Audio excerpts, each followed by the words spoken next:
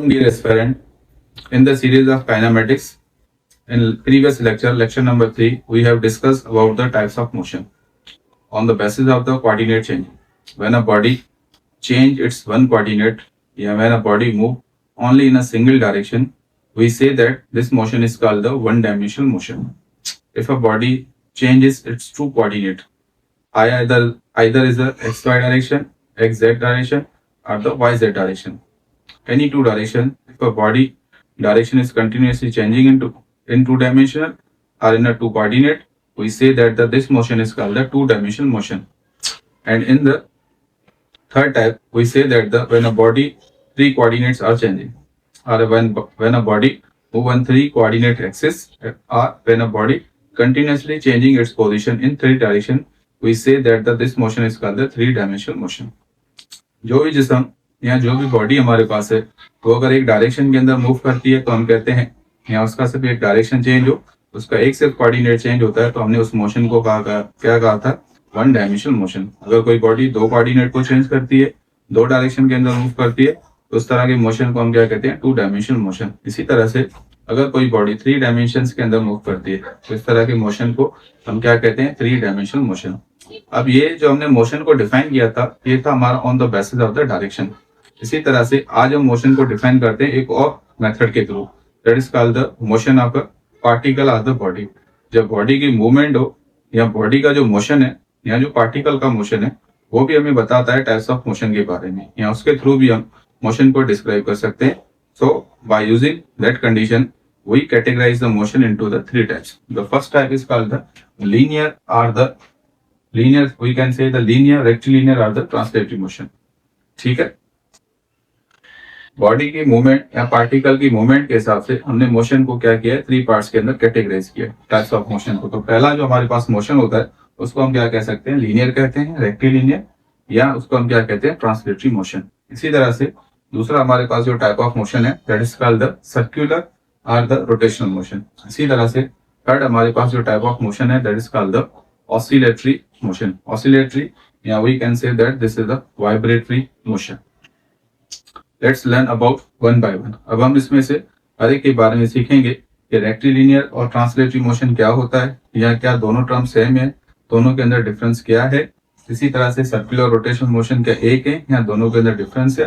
Then we have the third type that is called the oscillatory motion. तो we will understand each by each.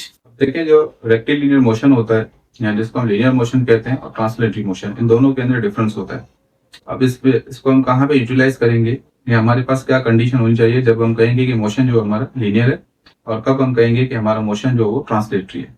तो इसके लिए condition आप समझ लें कि जब भी हम रेक्टिलिनियर मोशन की बात करेंगे तो हमारे पास जो बॉडी होगी वो क्या होगी, हमेशा एक पॉइंट साइज बॉडी होगी. ठीक है, एक सिंगल पॉइंट साइज बॉडी. अगर वो बॉडी अपनी पोजीशन को क्या करे, चेंज करे, change its position in a straight line. अगर वो बॉडी अपनी पोजीशन को एक स्ट्रेट लाइन के अंदर, वो बॉडी हमारे पास क्या होगी, एक पॉइंट साइज बॉडी होगी, जस्ट लाइक अ डॉट. अगर ये अपनी पोजीशन स्ट्रेट लाइन के अंदर चेंज करे तो इस तरह के मोशन को हम क्या कहते हैं, लीनियर मोशन और द रेक्टिलिनियर मोशन. मिसाल के तौर पे इनिशियली ये बॉडी हमारे पास यहाँ पे थी, लेट्स सपोज ये हमारे पास क्या पॉइंट है. उसके बाद इस बॉडी ने पोजीशन चेंज की और कहाँ पे पहुंच गया, पॉइंट बी के ऊपर. अब इस बॉडी की पोजीशन क्या हो गई है, चेंज. कहाँ से कहाँ तक चेंज हुई है, ए से लेकर बी तक. ठीक है, और किस डायरेक्शन में की है, एक स्ट्रेट लाइन के अंदर.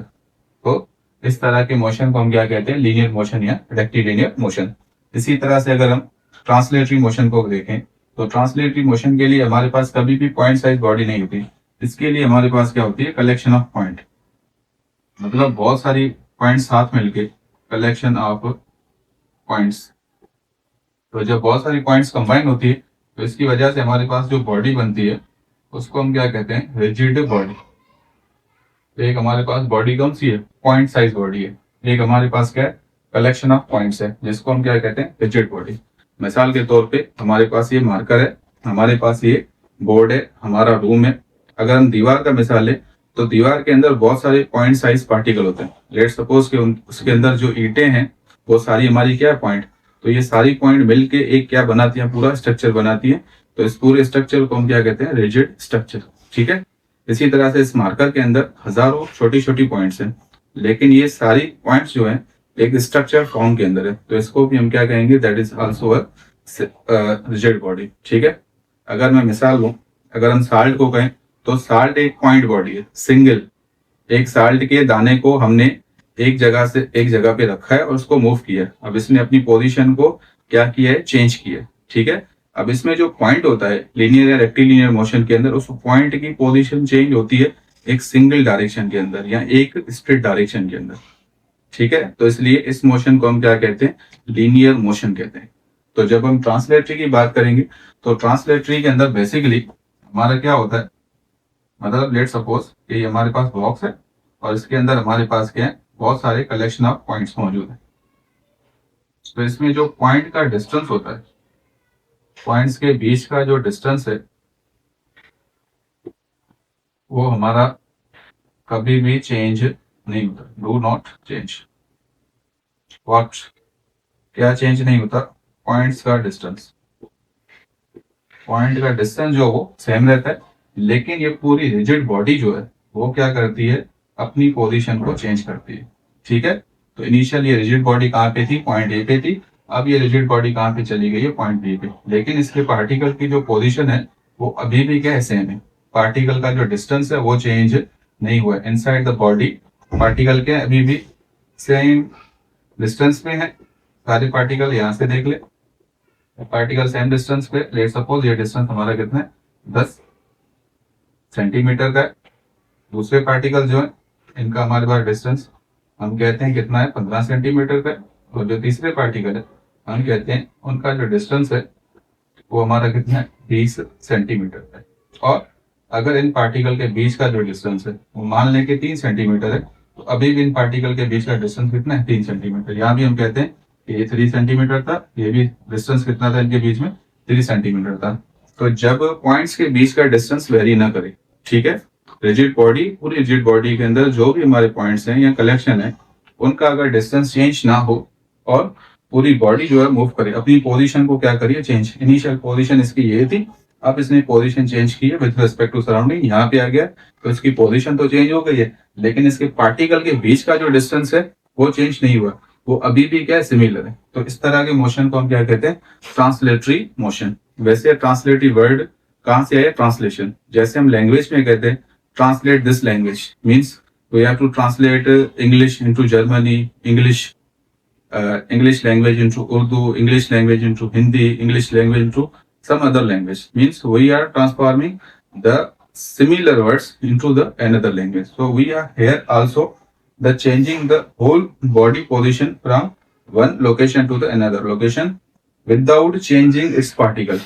Means कि जब हम लैंग्वेज में जो बात कर रहे हैं, जो हमारे पास इंग्लिश लैंग्वेज में हमने जो बात कही है, वो सिमिलर बात हम जर्मन लैंग्वेज में सुनना चाहते हैं, वो सिमिलर बात हम उर्दू लैंग्वेज में सीखना चाहते हैं, वो सिमिलर बात हम क्या किसमें सीखना चाहते हैं, हिंदी लैंग्वेज के अंदर या एक्सपायरेट किसी भी लैंग्वेज के अंदर हम सीखना चाहते हैं। लेकिन क्या चेंज नहीं होना चाहिए, जो इंग्लिश लैंग्वेज में चीज थी, जो मीनिंग थी उसकी, वही सेम हमें जर्मन के अंदर भी चाहिए। जस्ट हमें क्या करनी है, लैंग्वेज को चेंज करना। जो इसकी मीनिंग इंग्लिश में थी वही इसकी मीनिंग क्या निकलनी चाहिए जर्मन के अंदर। तो मीनिंग का फर्क पड़ा नहीं, मीनिंग हमारी क्या रहेगी, सेम रहेगी। Just we change the language, so we shift the body from the point A to the point B, we do not change the particle. So particle basically are the words in the language. ठीक है। अगर इसको language से अगर हम compare करें on the basis of the translatory motion, तो language के वर्ड्स को हम चेंज नहीं कर रहे, मतलब जहां पे उसकी मीनिंग वही थी, दूसरी लैंग्वेज के अंदर भी उसकी मीनिंग क्या हमारी सेम ही रहती है। तो इस तरह के मोशन को हम क्या कहेंगे, ट्रांसलेटरी मोशन। आई होप कि आपको ये समझ में आ रहा होगा। Next we have the part 2 of the motion on the movement of the body, that is the circular motion and the rotational motion. तो हमारे पास जो दूसरा टाइप है वो हमारे पास क्या है, सर्कुलर मोशन और रोटेशनल मोशन। और सर्कुलर मोशन और रोटेशनल मोशन भी सेम इसी तरह से जैसे हम रेक्टिलिनियर और ट्रांसलेटरी मोशन को डिफरेंशिएट करते हैं। ठीक है। इसके अंदर भी पार्टिकल्स किस में होंगे, एक सर्किल में घूमेंगे। रोटेशनल मोशन में भी पार्टिकल्स कहाँ घूमेंगे, सर्किल के अंदर ही घूमेंगे। ठीक है। लेकिन सर्कुलर मोशन हम किसके लिए अप्लाई करेंगे, पॉइंट साइज बॉडी। ये हमारे पास क्या होगा, एक सिंगल पॉइंट होगा, ठीक है, पॉइंट साइज बॉडी वाले, या हम कहेंगे अ सिंगल पॉइंट। एक बॉडी क्या होगी, सिंगल पॉइंट के फॉर्म के अंदर होगी, ठीक है। इस तरह से हमारे पास क्या एक बॉडी है। तो अगर ये बॉडी किसी सर्कुलर पाथ के अंदर क्या करे, मूव करे, ठीक है, इस तरह से किसी भी सर्कुलर पाथ के अंदर हमारी बॉडी क्या करती है, मूव। ये हमारा क्या है, सेंटर पॉइंट है, और यहाँ पे हमारा क्या है, पॉइंट साइज पार्टिकल। अगर इसका डिस्टेंस हर पॉइंट पे क्या हो, सेम, जब भी कोई बॉडी सर्कुलर मोशन के अंदर रोटेट करेगी तो उसका सेंटर से लेकर डिस्टेंस क्या होगा, सेम। यहाँ पे भी पार्टिकल का जो डिस्टेंस है, जिसको हम रेडियस कहते हैं, वो सेम है। यहाँ पे भी हमारा जो पार्टिकल घूम के इधर आया, इसका डिस्टेंस अभी भी सेम है सेंटर से। यहाँ पे भी हमारा जो पार्टिकल घूम के आया, इसका डिस्टेंस अभी भी क्या है, सेंटर से सेम है, ठीक है। तो जो पॉइंट हमारा सर्कुलरली मूव कर रहा है एक सर्कुलर पाथ के ऊपर, या हमारे पास एक पाथ है जिसके ऊपर हमारा पार्टिकल मूव कर रहा है, लेकिन उसका डिस्टेंस जो वो चेंज नहीं हो रहा है, तो इस तरह के मोशन को हम क्या कहते हैं, सर्कुलर मोशन कहते हैं। में अगर एक मिसाल है, मिसाल के तौर पे हमारे पास एक स्ट्रेट वायर है, और स्ट्रेट वायर के अंदर हम क्या करते हैं, किसी बॉल को या किसी पॉइंट साइज को हम करते हैं हैंग। तो जब इसको हम सर्कुलर पाथ के अंदर घुमाना शुरू करेंगे, तो ये इसका क्या है, एक फिक्स्ड पॉइंट है या सेंटर पॉइंट है, और इस पॉइंट के अराउंड जो है ये बॉडी क्या करेगी, कंटिन्यूसली मूव करना स्टार्ट करेगी, या क्या बनाएगी, एक सर्कुलर पाथ बनाएगी, ठीक है। तो लेट सपोज कि ये हमारे पास क्या एक फिक्स पॉइंट है। अब इस पॉइंट से ये ऑब्जेक्ट जहां भी जाएगा, इसका जो डिस्टेंस होगा वो क्या होगा, हमारा हमेशा फिक्स होगा। That is R, that is also R, that is also R are.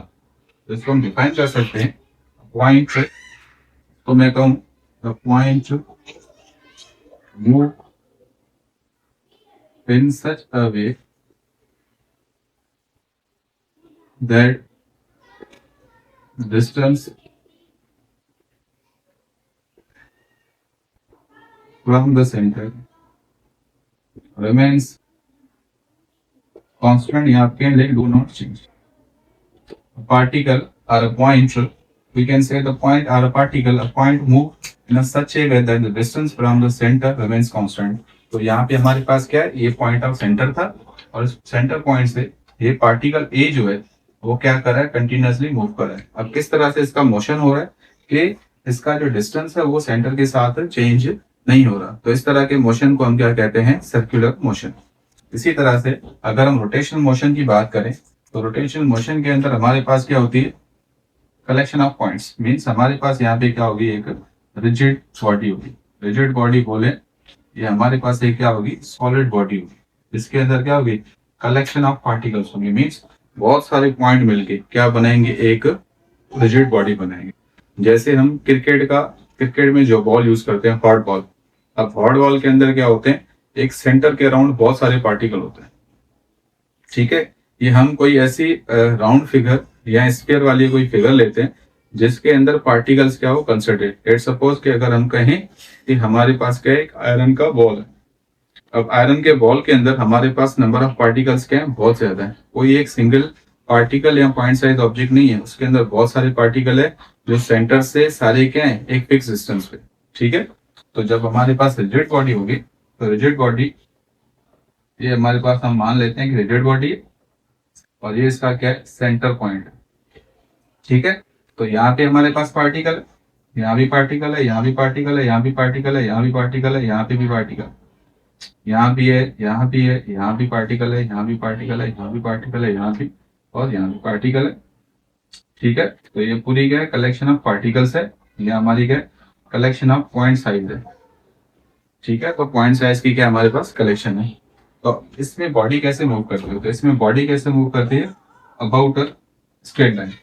और स्ट्रेट लाइन को हम यहाँ पे क्या कहते हैं, एक्सिस कहते हैं, ठीक है। एक्सिस या ये जितने भी पार्टिकल्स है, यहाँ ये पूरी जो बॉडी है वो कहाँ पे मूव करती है, अराउंड एक्सिस और स्ट्रेट लाइन, ठीक है। सो इसको हम कैसे लिख सकते हैं, rigid body move around an axis such that all particles moves in a circular path and all the particles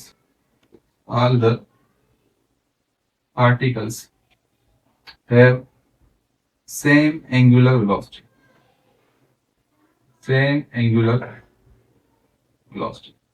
ठीक है, पॉइंट मस्ट बी नोटेड. ठीक है, रिजिड बॉडी कहाँ पे मूव करती है? Around an axis. तो वो एक्सिस हमारे पास क्या होती है? एक स्ट्रेट लाइन, एक रॉड होती है. ठीक है, उसके अराउंड हमारी बॉडी क्या करेगी? मूव करेगी, such that all the particles move in the circular path and all the particles have same angular velocity. ठीक है, मिसाल के तौर पे जैसे हमारे रूम के अंदर फैन लगा होता है, हमारे रूम के अंदर जो फैन के फिन है, जो पर होते हैं. ठीक है, अब पर जो है या फिन जो है वो जिन पार्टिकल से बना हुआ है उनका डिस्टेंस कभी भी चेंज नहीं होता. इस तरह से कुछ फैन की हमारे पास कंडीशन होती है और इसके अराउंड क्या है? हमारे पार्टिकल्स क्या करते हैं? घूमते हैं. ये हमारे पास क्या है? फिक्स्ड रॉड है या शॉफ्ट है. ठीक है, इसको हम क्या कहते हैं? Axis of rotation. ये हमारी एक्सिस ऑफ रोटेशन है. अब देखें, जब ये हमारे फिन घूमते हैं तो इनके अंदर पार्टिकल का डिस्टेंस क्या चेंज हो रहा है? नहीं. पार्टिकल का डिस्टेंस सबके बीच में क्या है? एक जैसा. लेट सपोज के सब पार्टिकल का डिस्टेंस क्या है? 1 सेंटीमीटर. लेकिन सब पार्टिकल क्या कर रहे हैं? एक फिक्स एक्सिस के अराउंड रोटेट कर रहे हैं और सारे पार्टिकल की जो वेलोसिटी होगी वो क्या होगी? सेम. ठीक है, तो जिस तरह से हमने लीनियर मोशन के अंदर बताया कि लीनियर मोशन के लिए हमारे पास क्या होगी? एक पॉइंट साइज पार्टिकल होगा. और जब हम ट्रांसलेटरी मोशन की बात करेंगे तो उसके अंदर हमारे पास क्या होती है? Rigid body. तो रिजिड बॉडी के अंदर कंडीशन क्या होगी? कि रिजिड बॉडी वही मोशन करेगी लेकिन एक डिफरेंट नेम के साथ. पर उसके अंदर एक और कंडीशन है कि उसके इनसाइड जितने भी पार्टिकल्स हैं या जितने भी पॉइंट्स हैं उनके बीच का डिस्टेंस क्या रहना चाहिए? कांस्टेंट रहना चाहिए. तो ये हमारा डिफरेंस होता है circular motion and rotation motion के अंदर. अगेन आई एम रिपीटिंग कि सर्कुलर मोशन किसको कहेंगे? कि जब हमारे पास क्या हो? एक पार्टिकल या पॉइंट साइज बॉडी हो और वो एक फिक्स डिस्टेंस पे कंटिन्यूसली क्या करे? एक सर्कुलर पाथ के अंदर मूव करे. अगर उसका डिस्टेंस फिक्स पॉइंट के साथ चेंज ना हो, कंटिन्यूसली एक जैसा हो, तो इस तरह के मोशन को हम क्या कहते हैं? Circular motion. ठीक है, इसी तरह से अगर हम रिजिड बॉडी को लेंगे तो रिजिड बॉडी कहाँ मूव करती है? अराउंड एन एक्सिस, एक स्ट्रेट लाइन. जैसे सबसे बेस्ट मिसाल जो है इसका हमारे घर में लगा हुआ पंखा है. ठीक है, तो उसके बीच में हमारे पास क्या होती है? एक शाफ्ट होती है और उसके अराउंड हमारे ऐसे फिन घूमते रहते हैं. ठीक है, तो शाफ्ट क्या है? एक स्ट्रेट लाइन है, इसके पार्टिकल कहीं नहीं घूमते. घूमती क्या हमारे पास? उसके अराउंड जो फिन लगे होते हैं. तो हमारे पास जो फैन के फिन है, पर होते हैं, उनका डिस्टेंस कभी भी चेंज नहीं होता. लेकिन उसके सारे पार्टिकल जो है वो एक कंटिन्यूसली सर्कुलर पाथ के अंदर मूव करते हैं और सब पार्टिकल्स की वेलोसिटी सेम होती है. मींस फिन का एक फिन, दूसरा फिन, तीसरा फिन, तीनों एक ही कंटिन्यूस वेलोसिटी पे घूमते हैं. मींस तीनों फिन्स की जो एंगुलर वेलोसिटी होगी, उनके अंदर जो पार्टिकल्स हैं उनकी जो एंगुलर वेलोसिटी है वो हमारे पास क्या होगी? कांस्टेंट. अगर कांस्टेंट ना हो तो फिन क्या करेंगे? एक दूसरे से टकरा सकते हैं, उसके अंदर वाइब्रेशन क्रिएट हो सकती है या वो नीचे गिर सकता है. तो सब पार्टिकल्स की वेलोसिटी क्या है? सेम है. सबकी angular velocity should always be same and particles do not change.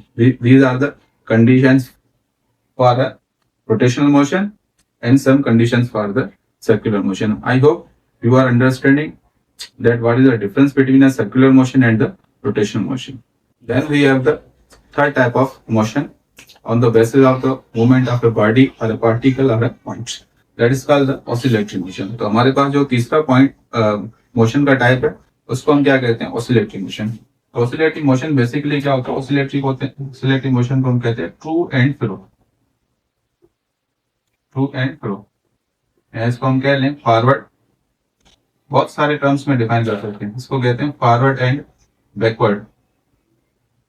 ठीक है, इसको हम कह सकते हैं, दूसरा पॉइंट ले लें, up and down. Up and down. ठीक है, तो हमारे पास एक पार्टिकल क्या होगा? हमेशा होता है फिक्स्ड. पार्टिकल हमारे पास क्या होगा? इसके अंदर हमेशा फिक्स. तो ये पॉइंट ऑफ ओरिजिन है जिसके अबाउट क्या एक पार्टिकल हमारा फिक्स. या